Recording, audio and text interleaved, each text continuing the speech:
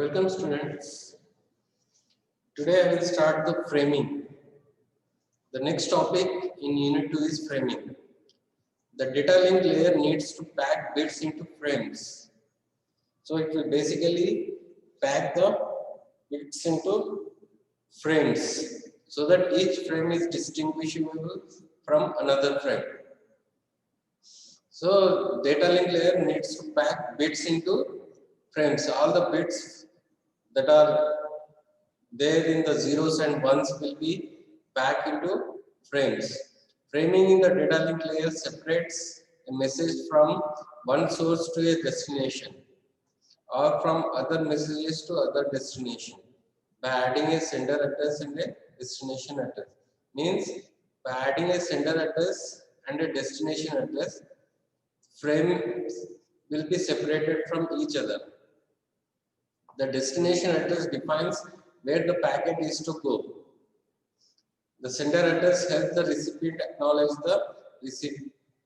Means the destination address will tell where the packet should go, whereas the sender address helps the recipient acknowledge the receipt.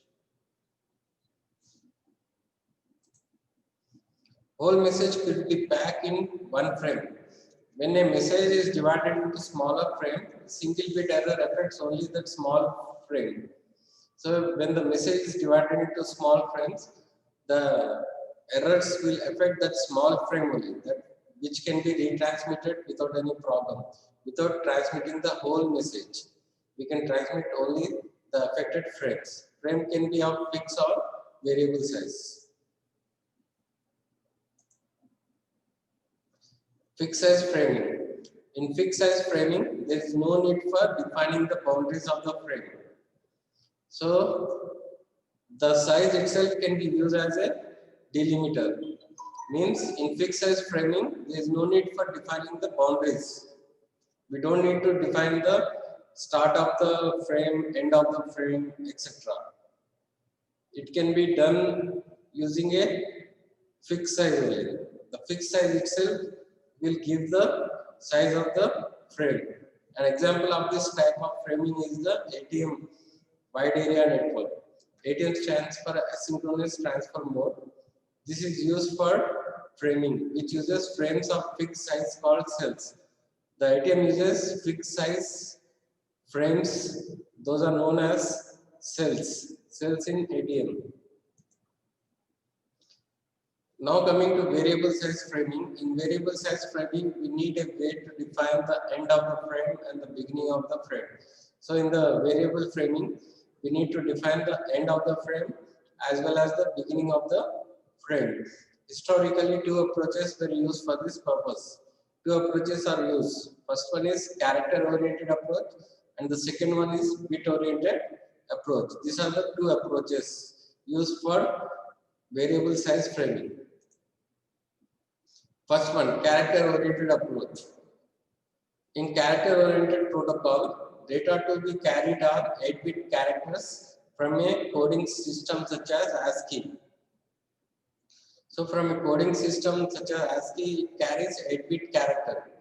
The header, which normally carries the source and destination address and other control information, and the trailer, which carries error detection or error correction redundant bits, are also multiples of 8 bits.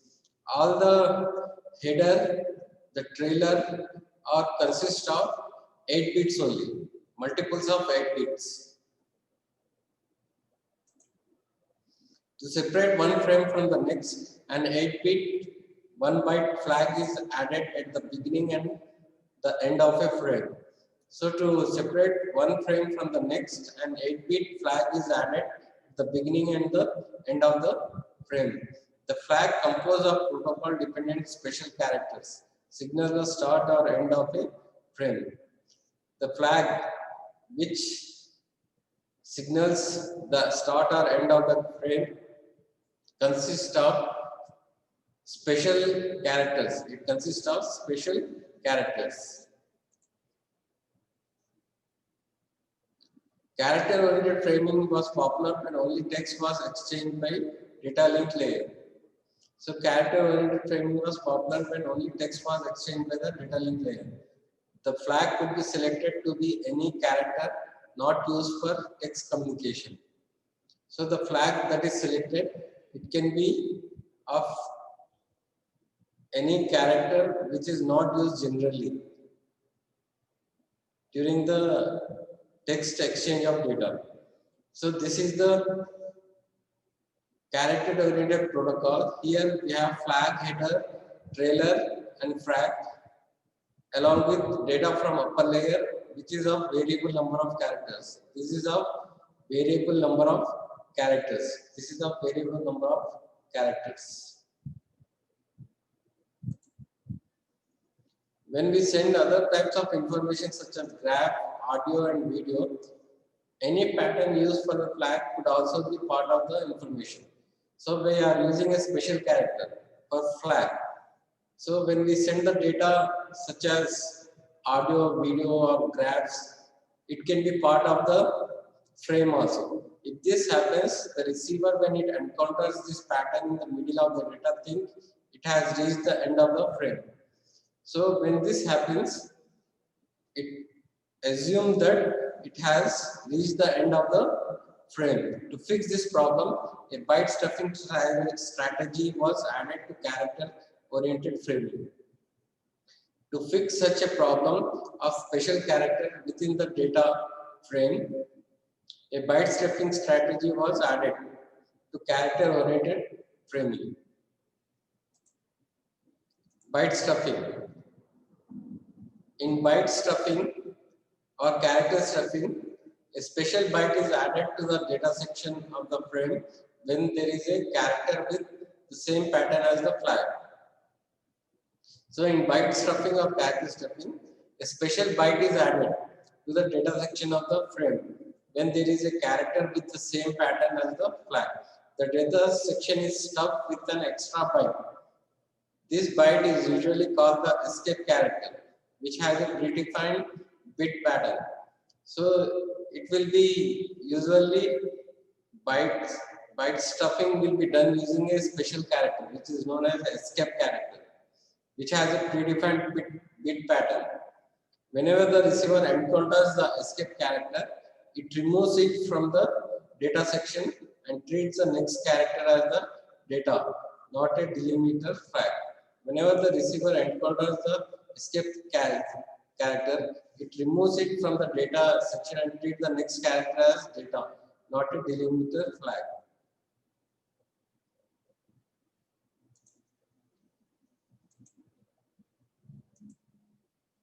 What happens if the text contains one or more escape characters followed by a flag?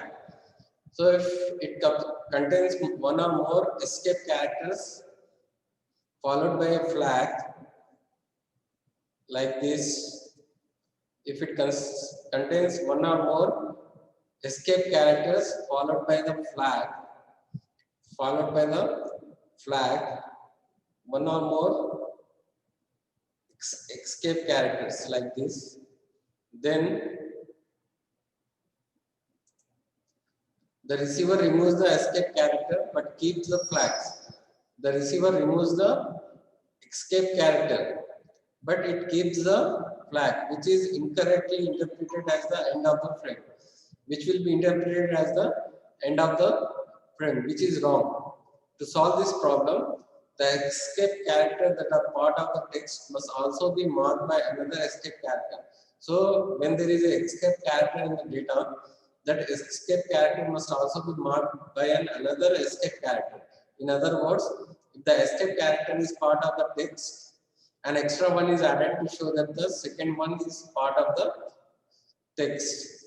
So a second escape character is added to show that it is part of the text. As you can see here, there is a flag here and there is a escape character here. In order to differentiate the escape character within the data, and another escape character is added. So this escape character is removed and they are considered as the end of the data, and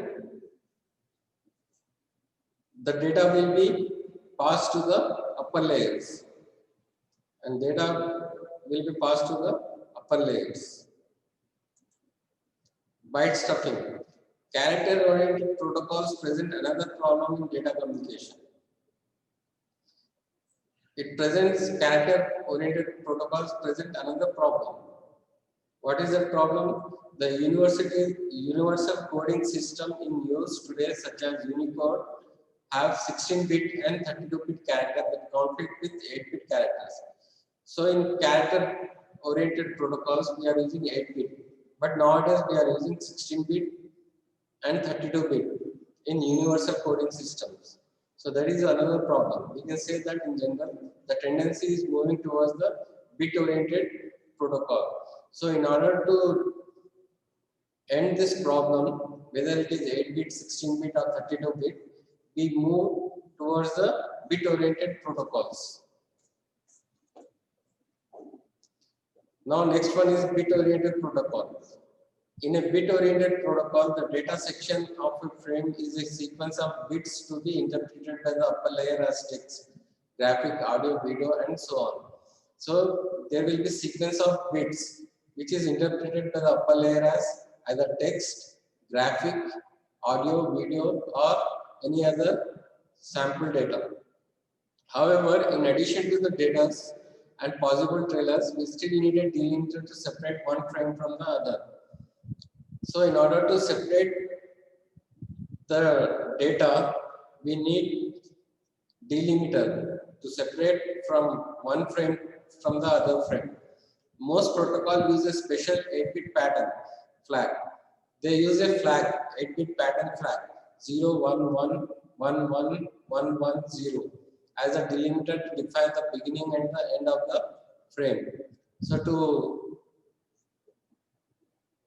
differentiate between the beginning and end of the frame, a special flag is used, which has 2 zeros and consecutive ones. 1, 2, 3, 4, 5, 6, 6 ones, consecutive ones. So this is a frame in a bit-oriented protocol. As you can see, we have a flag here.